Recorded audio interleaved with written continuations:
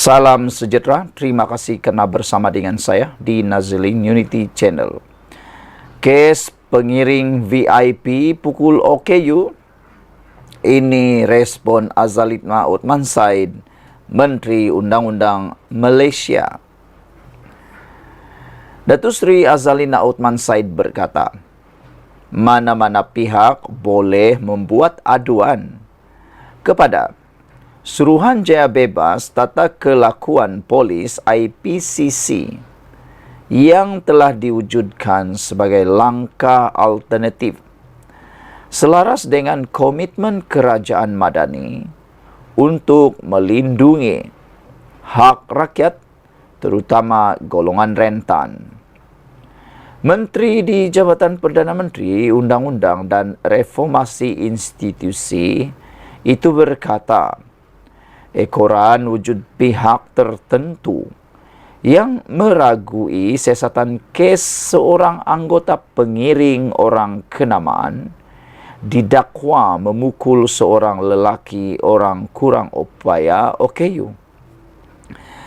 Bagi negara yang mengamalkan kedaulatan undang-undang seperti Malaysia, tiada sesiapa pun yang melebihi undang-undang dan konsep undang-undang memperuntukkan bahawa seseorang itu adalah tidak bersalah sehingga dibuktikan dia bersalah, katanya menerusi hantaran di laman X hari ini. Dalam masa sama, Azalina turut menzahirkan penghargaan kepada pemangku Sultan Johor Tunku Mahkota Ismail atas titah pandangan serta saranan Ketua Polis Negara Tan Sri Razaruddin Hussein supaya pihak berkuasa menjalankan siasatan menyeluruh dalam kes berkenan. Terdahulu, Ketua Polis Kuala Lumpur Dr. Rusdi Muhammad Isa berkata, pihaknya menerima laporan pada 1 tengah hari 28 Mei oleh mangsa iaitu pemandu panggilan yang mendakwa telah diserang oleh seorang individu yang merupakan pengiring kepada rombongan kenamaan. Dia dipukul ketika menunggu penumpang di sebuah hotel di Brickfields dan mendakwa ditumbuk di kepala dan diminta untuk mengalihkan kenderaannya. Mangsa yang berusia 46 tahun kemudian membuat laporan kedua pada 9.59 malam hari sama menyatakan telah menyelesaikan perkara yang berlaku secara baik dan tidak mahu memanjangkan kes. Sekian dulu untuk kali ini. Jangan lupa tinggalkan komen anda untuk isu kali ini. Kita ingin ucapkan tahniah dan syabas kerana tindakan dan kenyataan daripada Menteri Undang-Undang Azalina Othman Said berkait dengan isu OKU dipukul oleh pengiring VIP. Kita juga merafak sembah mengucapkan terima kasih kepada pemangku Sultan Johor Tunku Mahkota Ismail atas titah pandangan serta saranan Ketua Polis Negara Tan Sri Razaruddin Hussein supaya pihak berkuasa menjalankan siasatan menyeluruh dalam kes berkenaan. Sekian dulu untuk kali ini. Jangan lupa tinggalkan komen anda untuk isu kali ini. Kita jumpa lagi. Bye-bye. Salam sejahtera. Terima kasih kerana bersama dengan saya di Nazilin Unity Channel. Kali ini ulasan yang paling menarik berkaitan dengan apa umat Islam Melayu dapat waktu PAS memerintah dahulu. Dipetik daripada Harapan Daily ditulis oleh Norman Radzuan. Sejak sekian lama apabila tanah rizab Melayu semakin mencungap bukan angkara bangsa Cina, India dan lain-lain, tetapi angkara bangsa sendiri. Orang Melayu sejak sekian lama ditipu atas nama Melayu. orang Melayu sejak sekian lama ditipu atas nama agama. Akhirnya, bumi dipijak Melayu milik orang kerana bangsa Melayu dan penunggang agama. Apa bukti? Masih ingat pas desak kerajaan kembalikan peruntukan sekolah tahfiz dan sekolah agama apabila ditarik oleh Mahathir pada tahun 2017? Namun, apabila mereka memerintah 33 bulan, ada mereka berikan peruntukan tersebut? Apa umat Islam Melayu ini dapat waktu pas memerintah dulu? Yang mereka dapat pas bekerja sama dengan Mahathir yang menarik peruntukan tersebut. Akhirnya, Datuk Seri Anwar Ibrahim yang mereka hina siang dan malam tanpa pas mendesak telah mengembalikan geran sekolah agama rakyat di bawah JAKIM. Begitu juga waktu jadi pembangkang dihimpun umat Melayu ke Padang Merbuk di Kuala Lumpur untuk bawa RUU 355. Apabila mereka memerintah 33 bulan, ada mereka sekurang-kurangnya bawa usul RUU 355. Akhirnya, Datuk Seri Anwar Ibrahim minta Menteri Agama bagi pihak kerajaan membawa usul RUU 355 ke Parlimen tahun ini. Yang kita dapat, cabutan judi dinaikkan oleh kerajaan bersama PAS. Akhirnya, Datuk Seri Anwar menurunkan kembali cabutan bertuah itu kerana ia tidak baik untuk kesejahteraan rakyat. Apabila kerajaan tidak memberikan peruntukan kepada ahli parlimen pembangkang, dikatakan zalim. Apabila Muhyiddin lakukan perkara yang sama, tidak pula zalim. Begitulah mengenai minyak subsidi bersasar. Ketika zaman Muhyiddin dan Ismail Sabri Yaakob, kedua-dua Perdana Menteri itu sudah mengeluarkan kenyataan betapa perlunya mengenai subsidi bersasar dilaksanakan kerajaan. Tetapi kedua-dua mereka tidak berani untuk melaksanakannya. Apabila kedua-dua bekas Perdana Menteri itu mengeluarkan kenyataan bermakna formula itu baik untuk selamatkan negara, kenapa apabila Perdana Menteri ke-10 Anwar Ibrahim mahu lakukan, dianggap pula zalim? Kalau orang Melayu cukup menggunakan separuh akal yang ada, mereka sudah dapat melihat bagaimana agama ini ditunggang begitu hina sekali. Bukan sahaja dapat melihat agama dipergunakan, malah rakyat diperbodohkan minda hanya untuk kepentingan politik.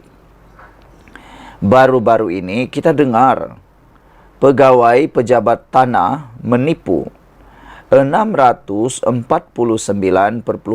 hektar tanah Rizab Melayu di Perak. Hilang begitu sahaja tanah yang begitu luas kerana ada yang sanggup menipu hak milik tanah Rizab Melayu. Seperti biasa, bab salah guna kuasa ini tidak perlu disebut nama atau wajah. Saya sudah tahu type M dan barangkali plus MW juga. Siapa yang gadai tanah Rizab Melayu itu? Adakah Anthony Lok? Bukan. Sejak dulu bukan bangsa Cina, tetapi bangsa Melayu yang ada kuasa menggadaikannya. Sejak zaman Kesultanan Melayu Melaka hingga Mat Kilau, bangsa Melayu sendirilah yang menghancurkan bangsanya sendiri. Mereka hanya kambing hitamkan bangsa-bangsa lain untuk menghalalkan cara atau divert isu daripada isu yang sebenarnya. Ulasan ini dipetik daripada Harapan Daily, ditulis oleh Norman Redzuan. Apa umat Islam Melayu dapat waktu pas memerintah dulu. Sekian dulu Malaysia kita punya, kita jaga sama-sama cintai Malaysiaku. Bye-bye. Salam sejahtera. Ada netizen kata, habislah Mahathir kali ini. Rupa-rupanya isu itu berkaitan dengan tindakan Mahathir mengulas panjang lebar berkait dengan isu RCI. Saudara-saudara sekalian, isu ini menjadi kian hangat apabila Tun Mahathir mengulasnya panjang lebar. Sehingga ada netizen kata, janganlah ulas panjang lebar di sini, tetapi ulas di proceeding tersebut. Jawablah di RCI, tak perlu ulas panjang. Ramai mengkritik sikap Mahathir. Ada juga yang mengatakan Mahathir mula menggelupur, mula takut atau mula panik dengan apa yang sedang berlaku.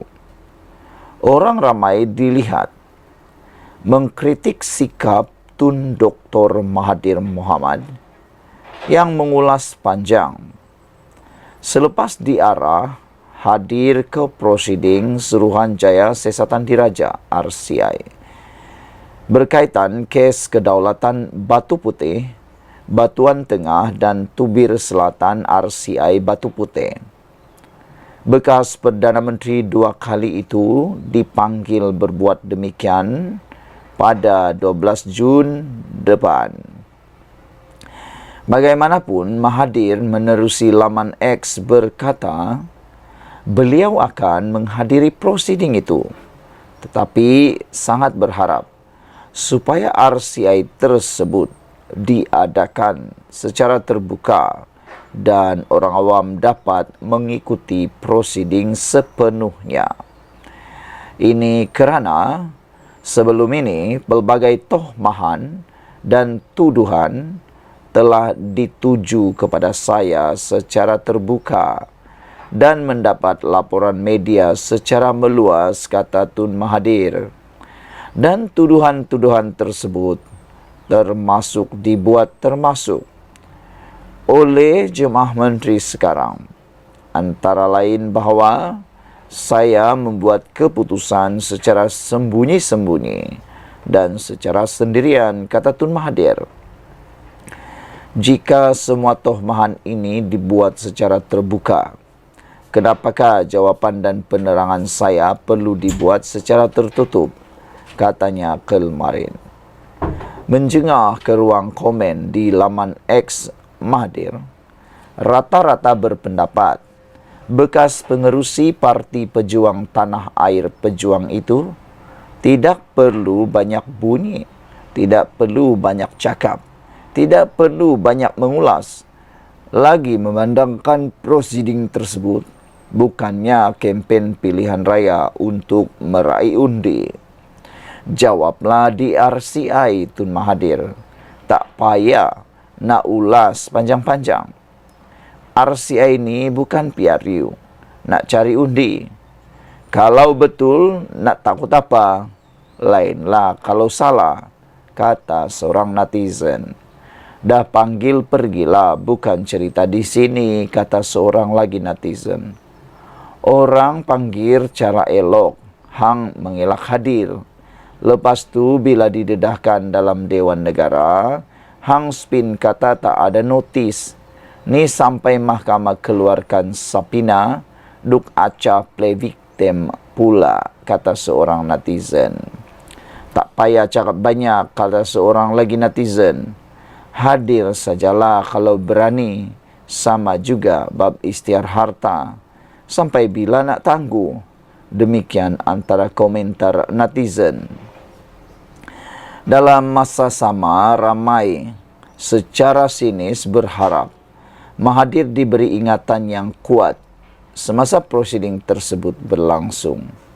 Kata seorang netizen, tolong jangan kata, saya tak ingat semasa disoal ya Tun. Semoga Allah menguatkan daya ingatan Tun. Sebab pengalaman lalu, Tun ni asik kata saya tak ingat, kata pengguna X, Suraya Official. Pada 1 April lalu, Datuk Seri Azalina Othman Said di Dewan Negara mendedahkan bahawa Mahathir yang membuat keputusan secara sembunyi adalah individu yang bertanggungjawab, menyebabkan Malaysia kehilangan batu putih dalam proses rayuan di Mahkamah Antarabangsa. Menteri di Jabatan Perdana Menteri Undang-Undang dan Reformasi Institusi tersebut berkata, Perdana Menteri ketika itu membuat keputusan secara bersendirian, tanpa sesiapa mengetahuinya, termasuk Peguam Negara yang bercuti ketika itu.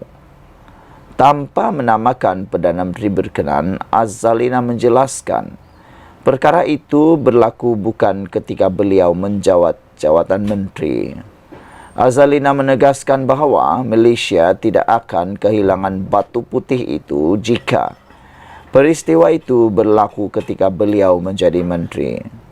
Sehubungan itu, beliau berharap semua pihak memberikan kepercayaan kepada RCI untuk mengkaji pengendalian perkara berkaitan kes kedaulatan Batu Putih, Batuan Tengah dan Tubir Selatan yang ditubuhkan untuk mencari kaedah penyelesaian serta penambahbaikan mengenai sebarang isu membabitkan kedaulatan negara. Sekian untuk kali ini. Jangan lupa tinggalkan komen anda. Sila tekan butang subscribe. Kita jumpa lagi. Bye-bye.